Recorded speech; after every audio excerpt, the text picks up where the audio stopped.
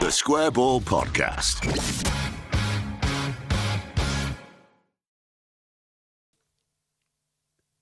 Hello, welcome to the show. Welcome to Propaganda. Dan here with Michael, who's returned from his Friday night out. How fancy. We'll get round to that. Are we calling it a holiday?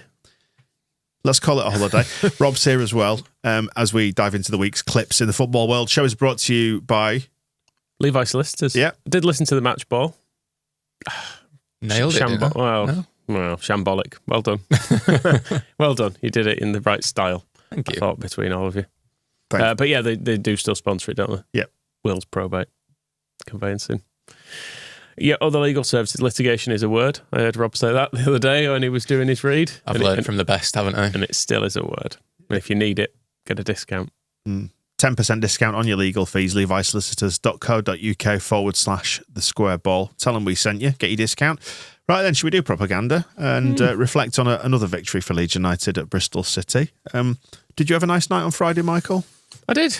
Thank you very much. Go for seeing your comedian with your friends. Did you go with your friends? Well, no, quite the opposite. My wife. Etc. Right. No, Josh Pugh in Wakefield. He was very good. Right. Which obviously was booked before Sky moved stuff. So I went to that, but it was very funny. Very funny. You don't really care, do you, about football? Well, I'll try not to. But I've watched it since. Oh, that's good of you. Knowing the result. Yeah, it's really weird watching a game knowing the result. You tried to bet on Bristol City after Leeds scored.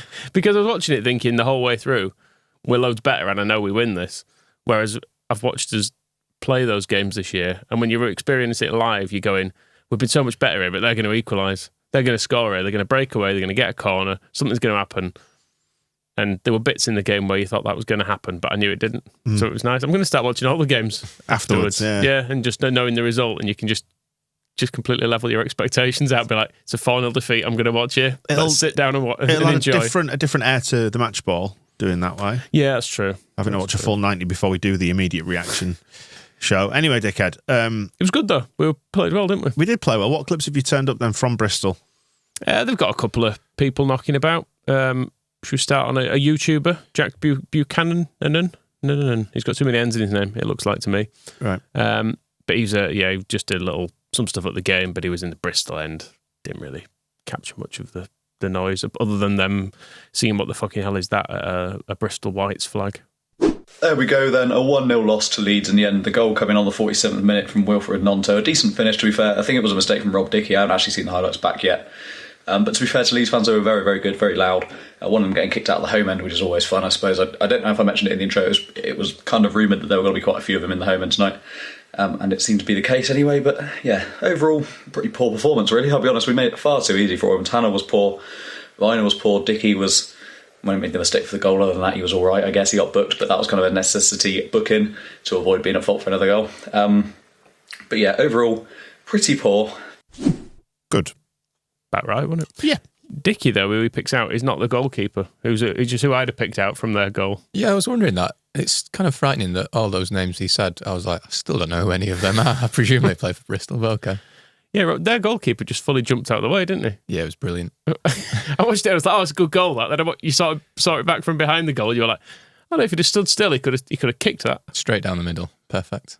Yeah, but Willie was excited, wasn't he? He also did capture was Willie doing the wheeze at the end. Rutter went over. I think it's the start of a healing there, because Rutter went over and he was like, he's my mate. He's all right. I know there's the stuff. He said some things. There was the bad form, the transfer stuff, but he's here now. He's going to do the hands. You're all going to join in. We're all going to be friends. Have you seen Georgie's new account? Well, his horse's new account anyway, because he's got race horses now, hasn't he? He must be off. I saw somebody describe it as a side quest that he's on at the minute. And he has a Instagram account, I believe it is, for Georgie's. It should have been Georgie's GG's, as people have pointed out. But he's gone for Georginio.horses or something. You'll find it. He follows it. I think I've seen it now. I do worry about a couple of things. Go on. Don't get on the horses. I don't think he's allowed. He wouldn't be allowed from an insurance point of view. I'm not saying that he's allowed to, but do you think that would necessarily stop him? I mean, he was on a ski slope the other week, wasn't he? Saying, don't worry, I'm not actually skiing. What if it was on a horse on a ski slope? I'm sure it'd be fine. I'd quite like to see that, to be fair. You would, wouldn't you? But him with skis or the horse with skis or both? Horse with skis. Okay. You don't see it often, do you? No. And obviously, your rental's a little bit more because it's 4 skis rather than 2. But well, you could. It's quite a long skis. You could just get the horse to put his legs a bit closer. horse in salopettes. Just it'd be a bit pinched in, probably. Yeah. But yeah, my other It possibly concern would affect its centre of gravity as well and its balance. My other concern is that he's been sold a bad racehorse. Right. Because someone's just showed him a horse and gone, Is it the fact that it's called dog food? do you want to buy this? And he'll have gone, yes, I'd love it. Do you want a horse? And they'll be like, how much do you want to pay? They'll be like, I don't know, how much are horses? And they'll be like, £1 million. And they'll go, so he is a lovely horse. Yeah. I'll have him. But he has run some races, hasn't he? I did Google his horse. Right. What's it called? What is it actually called? It's not called dog food, is it? I'm not actually sure. I can't remember the name of it now. Glue Factory? I did search it. It's won a race in the past. Right. So that might Which be is what more it's than you've called. won, to be fair. So expressing your concern. How many horse races have you won? Oh, horse races, none. Yeah, exactly. No. So shut up. I'm quite little, but not quite the right build for a jockey. Again, something else I'd like to see. Where do you think you perhaps come up a bit short, jockey-wise? Coming up short, eh? Well, I'm not actually small enough to be a jockey. Not Right. quite. They're more like around the 5'2" mark, aren't they, jockeys? They're really, really little. Do you want me to do what, when you have to get a door to clear your new flooring or your carpet, whatever, you have to plane a little bit off the bottom. Do you want me to plane some off the bottom of your feet? No. No? I don't think it'd help. Why else aren't you a jockey? Don't like horses all that much. Yeah. Ridden a horse once. Why do you hate horses? They're really big and scary. Yeah. Yeah, and the racehorse ones are really big. Do you reckon you could ride a Shire horse? They're even bigger, but they're slower. I'd rather that than a racehorse. Yep. I was going to say, Shetland would be a safer bet, but I'd also probably kill it. So. Some good horse chat here. I'd feel bad about breaking its back. I love football. Shall we get back to Forever Bristol City, which is a podcast stroke YouTube Do they do any horse chat? thing? I don't think they do. Introduce some horse chat. They're talking about the game here, just in general, how much better we were What's in the that. point? Do some stuff about horses. I thought they played with a certain intensity that we've not seen in a long time. I thought we were shocked by that. They got close and up front with us, which we like to do with teams. And I thought there was some performances out there last night which were quite depressing to see, really. It was quite difficult at times to watch because we were getting completely outclassed by a much better team. Last night, just if we didn't know this already, revealed the painful truth of just how big the gap is between us and the top 4 in this division, the 3 relegated sides plus Ipswich. That it is real chasm. That when you play a team and the margins are fine, they were able to rest 5 players against Plymouth, so half of that team had 9 days rest from when they beat Norwich last Wednesday week. And there's a difference between energy and intensity because City just got no time on the ball. We're trying to play possession football, but when you play it against a team like that did their homework, that know that extra second they can nick the ball off of you and bear down on goal, we just cannot. We haven't got a plan B. Nice to hear that from a Leeds perspective, isn't it? That we're just loads better than them. Yeah. Although some performance is quite depressing to see, did make me wonder if he had seen you on a Shetland pony. Well, Bo Pedro is the name of the horse. I've been doing some research while that clip played, and it's Georgie.horses on Instagram. Horses. Plural. Makes you wonder where this is going. The start of an empire. It was quite comforting to hear that Bristol City fan just say how depressing it all was, though, because it kind of took me back to us, last season, 5 years ago, not that long ago. It's like, oh yeah, this is how it used to be all the time. They are 14th, just one place above our natural home in 15th. So yeah, that's what it was like, wasn't it? They looked about there. And you can see, in the home game as well, you could see they had some all right players, but none of them were quite as good. Probably not. It's happened a lot this year. You probably look at teams and go, I don't think a single one of your players necessarily gets in our first team. Whereas last year you went, probably all of your players would get in our team. Yeah. And you wished us a happy anniversary today, actually, didn't you? Yeah, it's the anniversary of Jesse Marsh's sacking. 1 year now since he left us. Have you got over it yet? Oh, yeah. Those damn metrics were going all the right way as well. They were trending in the right direction. It's safe to say they were trending. And if only the imaginary games that we didn't play, if we got the points, those imaginary points, eh? Poof. Anyway, where are we going next? Let's have a bit of Bamford chat. All right. Let's not talk about us. Let's look at Leeds. You look at Patrick Bamford. He's turned 30 now, and he's a big man up front. I'll call him an elegant centre forward because he's got the physicality. And would you say there's a bit of Chris Martin about Patrick Bamford, and he epitomises what we're lacking up front, is that little bit of physicality and subtlety. I thought with Bamford, he's an interesting one because Leeds fans don't particularly rate him. But I thought at moments he was good, but actually I thought he did slow them down last night. Interesting. Elegant. Elegant. Not the word I would have used when he was getting knocked over by a through ball at the end and sort of clearing it for him. But he was good. Although it's weird hearing people talk about Bamford as this big physical presence, like he's the big championship bully, because it's kind of so far removed from how he's perceived quite a lot. I think he's kind of, well, or at least how he used to be when he was like an elegant bully. He's an elegant bully, yeah, like Chris Martin. I never expected that either. I left Chris Martin in there so you could do some musical references. You're not going to bother. What? Yellow? Yeah, fine. No. Clocks? Yeah, okay. These are good. These are all Coldplay things, yep. Other Coldplay songs.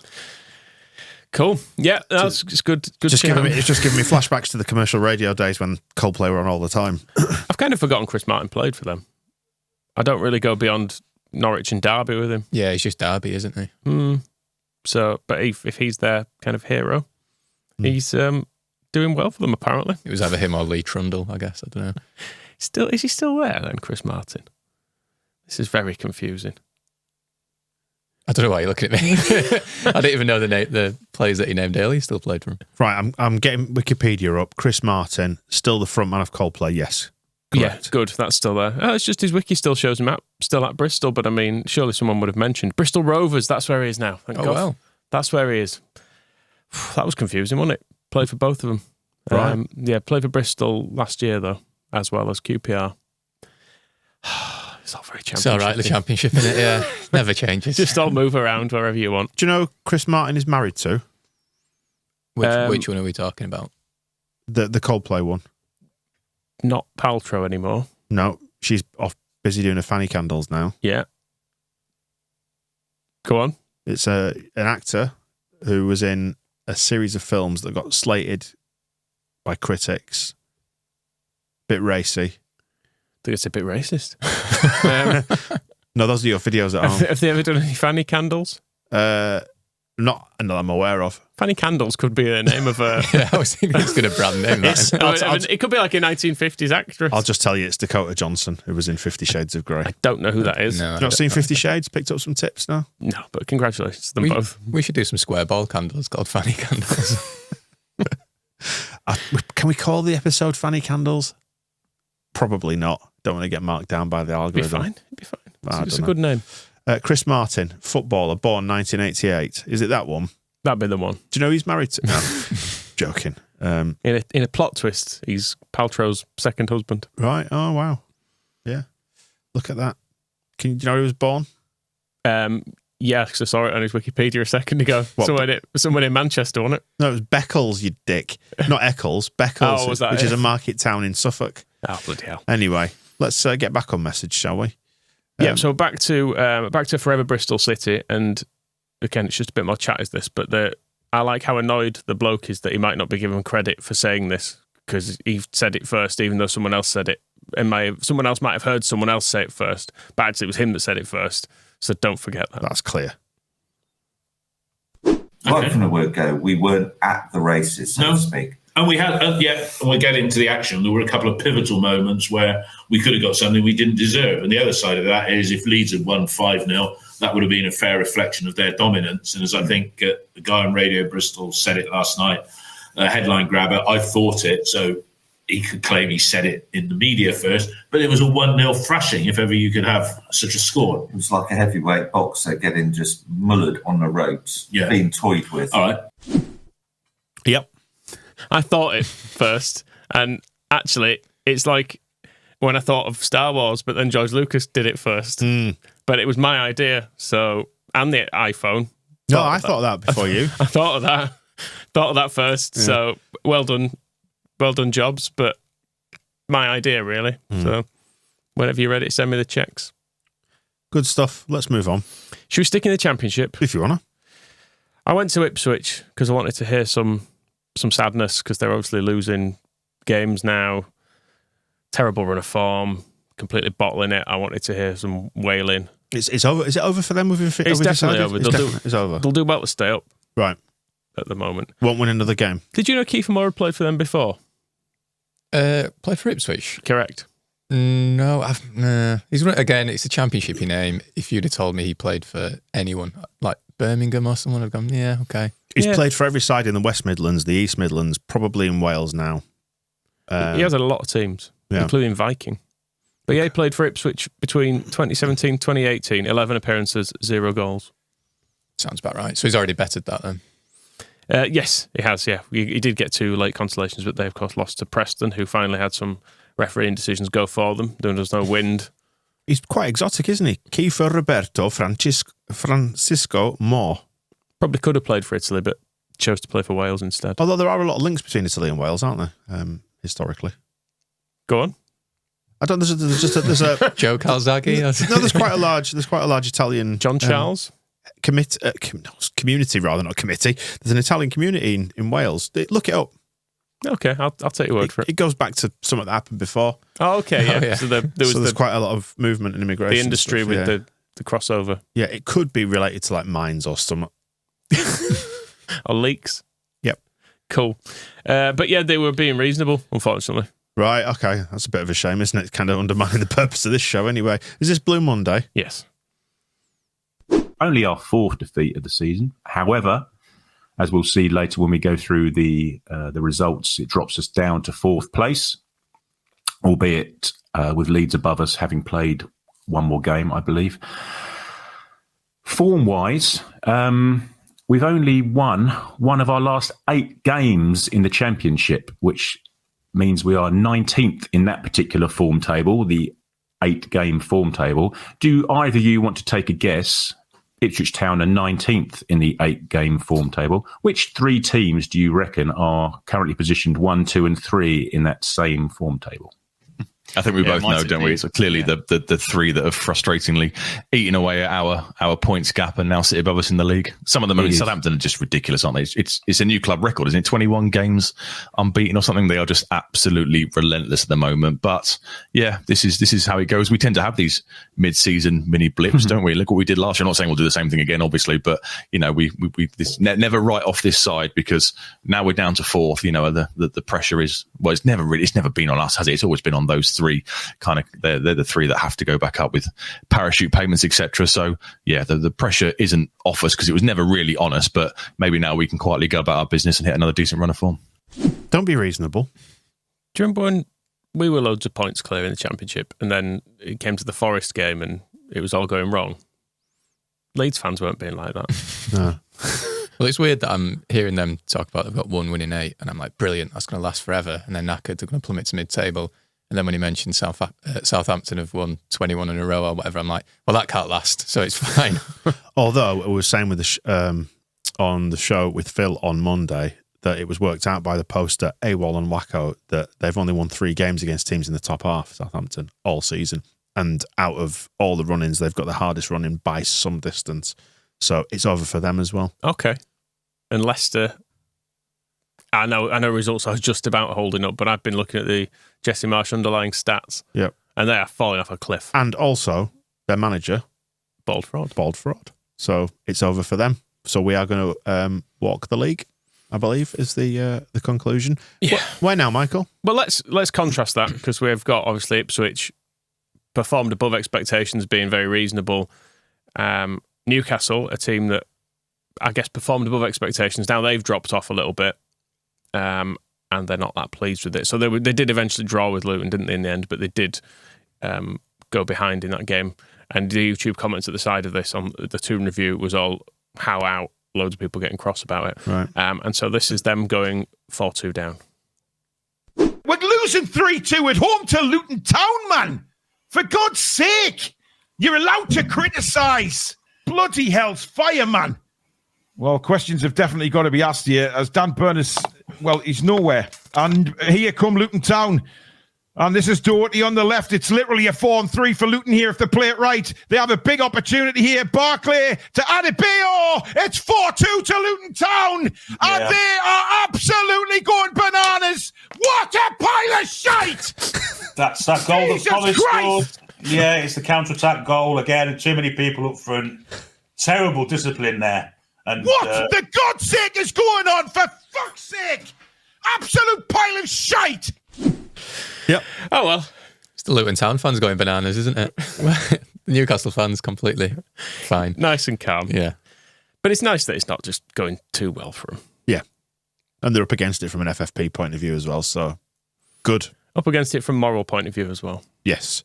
Do you see that they put banners up about the kickoff times they've been subjected to? It's awful, isn't it? Oh, did they? Yeah, putting humans through that. Oh, they're taking a moral stance on that? Humanitarian standpoint about the kickoff times, yeah. Cool. Well, I suppose it affects them, doesn't it? Yep. In the same way as, when they went, well, the stuff that's going on over there, it's not really anything to do with us. Yeah. Probably all right. Probably a great bunch of guys. Certainly in Newcastle, they're lovely. Shaking hands with everyone, buying us some players. Chucking the gays off roofs. Yeah, no, no, roofs, no. No, that's elsewhere. Right, that's fine. Absolutely no mess in Newcastle City Centre. Right, let's move on swiftly from that, shall we? Shall we go Premier League again? This is football. Let's do it. So it's this Jordanian Liverpool fan, isn't it, who rolls his R's? Yeah. And did you see Liverpool's game against Arsenal? What did Curtis Jones do? Curtis was fairly quiet in this, but there was, between two of their good players, Virgil van Dijk and Alisson, kind of ran into each other, booted each other. Arsenal scored. This is what happened. Oh my God, look at that mistake. Oh my God, Virgil van Dijk. Oh my God, here we go. This is last season's Virgil van Dijk, perfume merchant. Yahi, clear it, Virgil and Alisson. Oh my God, we're so lucky to have even scored, and here we are just fucking bullshitting around. Then Martinelli scores as well. Jammy, dodgy bastards, man. Look at Virgil. Yay, my perfume smells nice. And then Alisson, they're doing Kung Fu Panda. Why? He was Kung Fu fighting. Shit. Such a shit goal to concede, bro. It was Kung Fu fighting. Shit, that's not how I remember the song. Real jammy dodger of a bloke as well. I like perfume merchant. I don't know what he's on about. It must be a thing that's kind of lost in translation, like in a regional kind of insult. Possibly, or he thinks Van Dijk is vain in some way, and he's like just cruising around the pitch or something. I've no idea, but I always enjoy hearing him. For our massive Jordanian audience, can you get in touch and let us know what is a perfume merchant? Your father is a perfume merchant. Yes, that's sort of a thing. Yes. Go on then, Michael. Where does the tour take us next? Do you want to go South Yorkshire or London? I think I'd like to go to London, please. Okie doke. Well, they went to...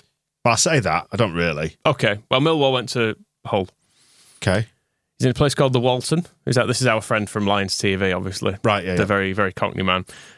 Did look at it, see what it was like as a place. Obviously, when away fans drinking establishment. Jeff Capes has been there. Looking through the pictures. It's not labelled, but I was looking through the pictures, so I was like, that's Jeff Capes at that table. For anybody who doesn't know who Jeff Capes is, who is he? Was he the world's strongest man? Certainly, he was a contestant on it. What you'd probably term as a big fucker. He's still a big fucker. Do you know what? I've met Jeff Capes. Have you? I have met Jeff Capes, yeah. So when I was back in the nightclub days, like in the sort of early to mid 2000s, he ran a door firm, Capes Security. Probably gave it that name after himself, I would suggest. And, once a year... I'd have gone with not all heroes wear capes. Oh, it's good that, yeah. So yeah, all the doormen were employed by Capes, so once every 6 months to a year, Jeff Capes would come in. Nice fella. Never spoke to him. Oh, okay. Big fella. This photo you've put on here is really disconcerting. It's like they've done a face swap, but they're all the same face. Well, I think the rest of them are all from Hull, probably, so that'd explain the gene pool going on there. I don't know if the other bloke at the table, he's also quite a big fucker, to use Dan's term. So I don't know if he's another strongman type, but he's got a crutch now, so he's probably not that strong anymore. Retired, in brackets. Retired, yeah. And Capes is for some reason holding a little meat tenderising hammer or a gavel, depending on... You're the expert, obviously, Dan. I've got my gavel here, look. On this. Well, that's square-ended, is that? Yeah, that does look like a meat tenderiser, yeah. So why... I think, is that not a fairly standard East End of London weapon? Well, this is Hull. Right. But they travel with it. Well, this was... In case you run into any bother. It was February 2014 that Capes was there. Right. Anyway, Millwall have been there this weekend. I've just realised 2014 was 10 years ago, which is hilarious to me. Yeah, so sorry to tell you. Yeah. Do you know that 2004, 20 years ago now? Yeah, 94. Yeah. And so on and so forth. If you keep... Yeah. Right, anyway, should we listen to this? Yes, it's a bit of a controversial Millwall complaint from their trip to Hull. This place in here, the Walton Club, brilliant place for a drink. We've had a great laugh in here. It's about the best fucking thing of the game. I wished I'd stayed in the Walton Club and had a drink because the fucking game was pony, it was shocking, it was shit. The music's good and the band's on here at 9 o'clock. The staff are fucking amazing down here because I'm talking about the only thing that was anything decent out there today. The Millwall fans were good. I don't know why they stuck a load of Turkish fans next to us. I do not know why that happened. But, it's Millwall, innit? Everything happens for a reason. Well, it's strange that because I've always seen them enjoying. I know they normally like all the Turkish stuff, don't they? Yeah. But put a group of Turkish people next to them. Right. All of a sudden, it's a problem. Right. Yeah, I assume that's because Hull's owners are Turkish, aren't they? Yeah. So that would actually make sense as opposed to when we play Millwall, when they have no Turkish connections and they all bring out the flags. So, yeah. I like the fact as well that he says at the end, it's Millwall though. Everything happens for a reason. What? Does it? So those people have been put there for a reason, have they? Mm. And it's Millwall and everything happens for a reason. It's like that bloke jumping up and down in there at the Den earlier in the season. It's all for a reason. There's a bigger picture at play. You liked the music in there. Did you pick up on what it was? The little strings in the background? I did. We've got a bit more of it to come. Oh, have we now? I've got a clip of some Cockney noises that I put together from to finish on with this guy. I've got a couple of clans here dancing in the background. I'm waiting for the band to come. So I'm going to join in. It will sing. Stay to the top, ba, ba, ba, and go stay. See, that's more movement. What's he doing with the camera as well? There's more movement in 30 seconds than I saw in a whole picture, Millwall. Got Club Tropicana playing now. Club Tropicana, dreams of me. Look at these two smoking away. Look, fucking like Lassie and Lassie. Mia. It's tough. It's a tough February, and I don't think it gets any easier in March. Until a great night out, no Indian, loads of scampi fries, bit of cod and chips, hit the tent, and I can't wait. Come on, you like. Don't know what was just said.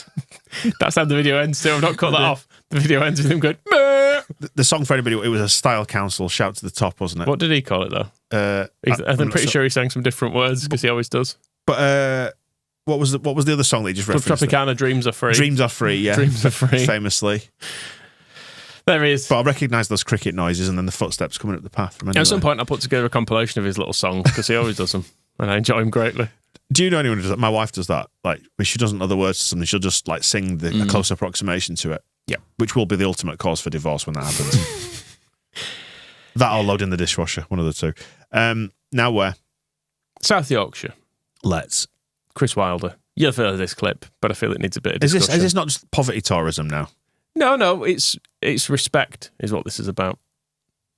Been to see the referee. I've told him that one of his assistants was eating a sandwich at the time. I thought that was a complete lack of respect. Hopefully he enjoyed his sandwich while he was talking to a Premier League manager. Not going to be a Premier League manager for long, are you, Chris? That's the clip, obviously, that was quite famously doing the rounds over the weekend, wasn't it? What makes him think saying that was a good idea? The arrogance and the entitlement to say that. Because you might have been a bit miffed. Yeah.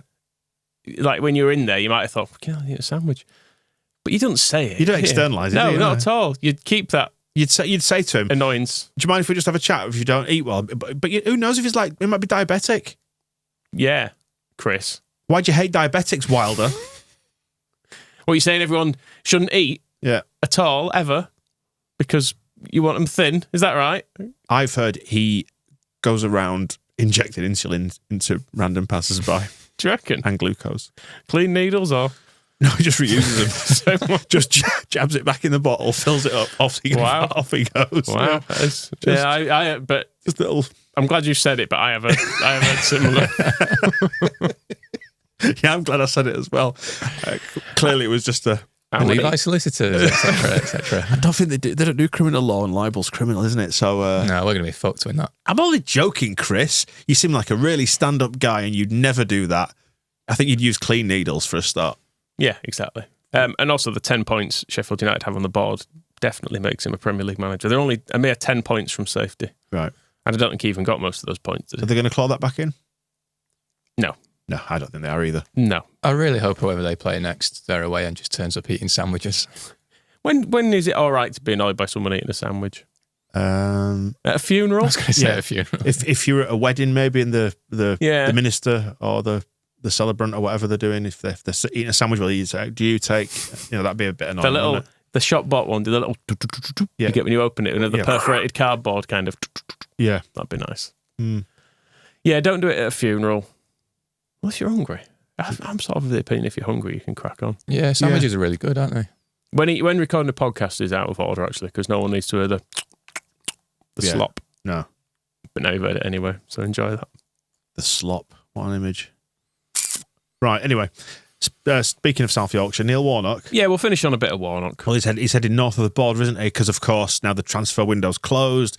It's, the nights are getting a bit lighter. We're into February. It's fairly typical time to come out of his crypt and have another go at it, isn't it? Well, it's getting lighter, but he's basically gone to the Arctic Circle, isn't he? So yeah. It's the Northern Lights, isn't it, up there? Mm.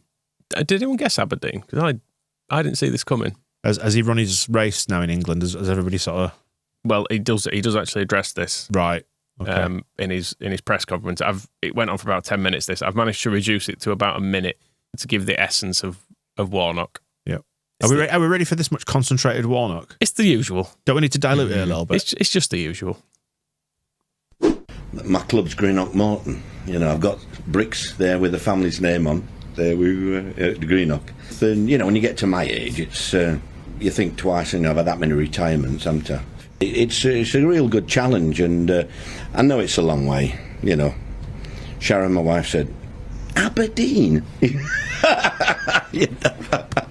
But it's not for the money. I mean, I've had some good offers in the last 6-8 weeks. There's a lot to play for, league-wise, cup-wise. I'd like to win a cup. I've not won a cup.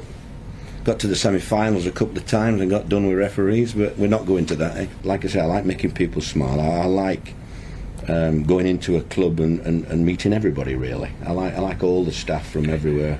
The cooks, I've just met the cooks. They're very important to me because I'm quite hungry at times. Looking at the fans' comments, there's 50% want me and 50% don't, so I've got to convince the other 50% want to enjoy themselves while I'm here. I don't need any of this, so it's all beneath me, isn't it? Sharon, shut up. It's not like him to make it all about himself, is it? I'm quite hungry. The cook's important to me because I'm quite hungry at times. It's a great explanation of what a cook does. Oh, wow. Also, I've had that many retirements, haven't I? Well, no, you haven't, because you keep fucking working. Mm-hmm. Oh, yeah, I keep talking about Sharon. Shut up. Chris Wilder never gets hungry. No. Why? Because he hates... Well, he does, but he goes off to his eating room, he calls it. It's a small box room in his house that he goes to eat in, so no one must see him do it because it'd be disrespectful. Yeah, brings us back to 50 Shades of Grey in the Red Room. Actually, if you've seen I told you I've not seen it. What happens in the Red Room? You know full well what happens in the Red Room. I've forgotten. Can you guess? I think you sedated me while I was in there. Anyway, here he is blagging a question. Neil, have you been closely following Scottish football? You've talked about your kind of links to Scotland, but have you been following it from afar during your career, and what do you make of it? Because sometimes in England we get the feeling up here that Scottish football's kind of looked down upon a little bit. I think you'll always get that, won't you, with English? We're a bit arrogant, aren't we, when he looks to that? I mean, I don't think there's anything better than we love coming up to Scotland, Sharon and the two kids, and I just wish I played golf. But my son does, so I'm going to caddy for him when he comes up. And it's no good, Celtic and Rangers have really done really well, haven't it? But I think it's nice to be an underdog and trying to come up against these teams and try and, do well. What an absolute bullshit. That is about Scottish football. Celtic and Rangers are all right. That was like a job interview question, if you've not done the prep or completely on the hop with it. Yeah. Like, what do you know about our company? Oh, your website was good. Which bits did you like on the website? About us. Yeah. A bit was nice. Well, so what can you tell us about our company then? Oh, Celtic and Rangers are good, aren't they? Neil, can you name another 5 Scottish Premier League teams that you'll be playing this season? Yeah, well, William's playing golf and I'll caddy for him. Well, because you played 4 times, don't you? So you're Celtic home and away and Rangers home and away. There's Hearts, a Heart of Midlothian, Hibernian. Aberdeen. Well, I suppose I'm in charge of them. Hibs, the Glasgow Celtic, Glasgow Rangers, some other people. Golf. Anyway, there we go. Should we hear him saying Greenock again, by the way? Yeah. It's just got a great Warnock intonation about it. Greenock. There we were, Greenock. Greenock. Oh, there we go. Right, let's go stalk George's horses, shall we? It was up there when Jesse was asked about his best FA Cup memories for me, was that. Yeah, we are recording on the morning of the FA Cup tie against Plymouth. Jesse, wherever he is. Plymouth. Wherever he is, just thinking about the shape of that cup. Yeah. Have you noticed who's been on that podcast that he was on? Oh, God, no. Not got around to the show. I think it was Graham Linehan before him, and it was Jesse Marsh, and it's Joey Barton. Wow, that is quite a sandwich. That is. What a sandwich. What a sandwich. Judging men by the company he keeps. There's been a lot of sandwich chat today, so should we go get one now for lunch? Don't you dare eat it in front of me. If you object, I'll just inject you with insulin, like Wilder does to everyone. We'll see you soon. The Square Ball Podcast.